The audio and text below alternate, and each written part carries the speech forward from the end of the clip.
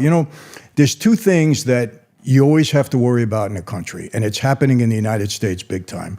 Number one, when the party in power starts weaponizing Department of Justice, the legal system, and law enforcement to go after their political enemies or the enemies that just don't agree with their ideology, and like yourself, we're vocal about it. Yep. That's very dangerous, number one.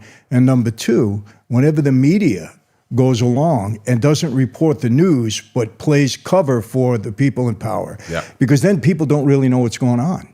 They don't know what's going on. Yep. And you know, you look at social media, I've had, I can't tell you how many people, why are you sitting down with Andrew? I said, well, why is Andrew sitting down with me? I was a former gangster. He could say, I don't want to bother with you. I said, why do you ask such a dumb question? You know, I tell him, we're sitting down because we're having a conversation because there's something there to be talked about. And what do you care what I'm sitting? You know, I got to tell you, you know this too. Social media has exposed the lunacy in the world. Absolutely. There's no question about it. Absolutely. I mean, some of the things you hear.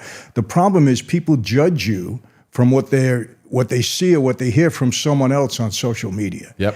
And it gets into their brain and you can't get it out. And this is the ultimate position of the slave mind, because there are people who have a visceral reaction of anger towards me or towards you or towards anyone you can name. And they feel an emotion, right? And emotion's a real thing. Anger is a real thing. They'll feel a visceral emotion for a person they've never met based on an edited news segment from a propaganda organization. They're going to sit there and go, well, this propagandist has told me this, and now I feel rage towards this person I've never met. They haven't investigated anything. They haven't dived down the rabbit hole. They don't care. They just instantly comply and believe. If they can make you feel emotions with a short edited clip, well, then you are the enemy of freedom.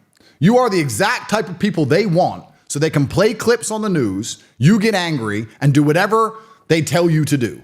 You're the worst person in the world.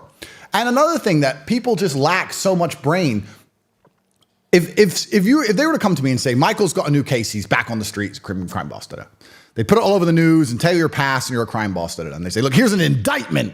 I'm gonna say, so wait, the police wrote this and the media wrote that. So I don't care about any of it. It's all a lie. It's all a scam because it's a one-sided story.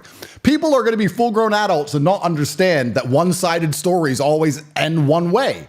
You can't ask the media or the police anything about anybody.